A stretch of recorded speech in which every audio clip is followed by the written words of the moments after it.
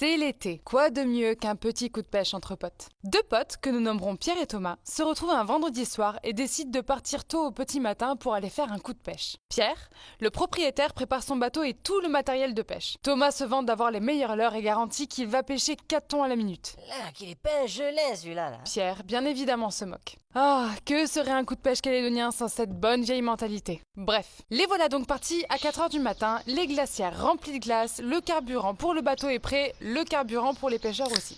Les voilà au large de Poya, la bonne humeur est de la partie. Le soleil se lève sur les crêtes et illumine l'îlot environnant. La mer est idéale, une journée parfaite. Les deux amis sortent du lagon calédonien et arrivent dans l'océan. Ils arrêtent leur bateau. Les cannes sont déjà armées, au moins 100 mètres d'eau sous leurs pieds. Des rires à n'en plus finir et c'est parti pour un des meilleurs coups de pêche de leur vie. Ils se mettent en position, aucun bateau à l'horizon, quelle chance. Ils auront les meilleures prises, c'est sûr. Les minutes passent. Soudain, le bateau se heurte violemment contre quelque chose. Les amis se regardent livides et le silence règne sur le bateau. Pierre coupe le moteur aussitôt et personne ne bouge. Aucun ne semble vouloir regarder par-dessus bord, ne sachant pas à quoi s'attendre.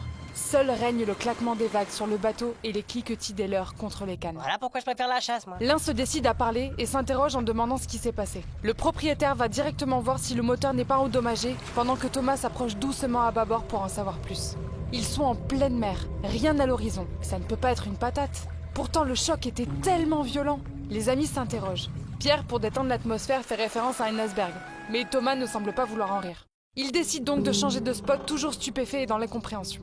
Les voilà sur un autre spot de pêche et la bonne humeur regagne du terrain. Après tout, c'était plus de peur que de mal. Et puis, ils n'allaient pas gâcher cette belle journée. Les heures passent, la pêche est bonne. Ils décident de commencer à ranger le matériel. Puis d'un coup, le bateau se heurte de nouveau contre cette chose encore inconnue. Ils se penchent tout de suite par-dessus bord pour voir ce que c'est. Et là, une ombre immense se reflète dans la mer. Ça ne peut pas être une baleine, ce n'est pas la saison. Et cette chose paraît tellement plus grosse. Le propriétaire du bateau se jette aussi vite qu'il peut sur la barre de son bateau et met les pleins gaz. L'autre se retourne pour voir si cette ombre suit, plus rien. Les deux amis regagnent le lagon apeurés et frustrés de ne pas savoir ce qui se trouvait sous leur bateau. Ouais, ben moi je serais eux, je vais direct acheter le poisson là-bas au marché.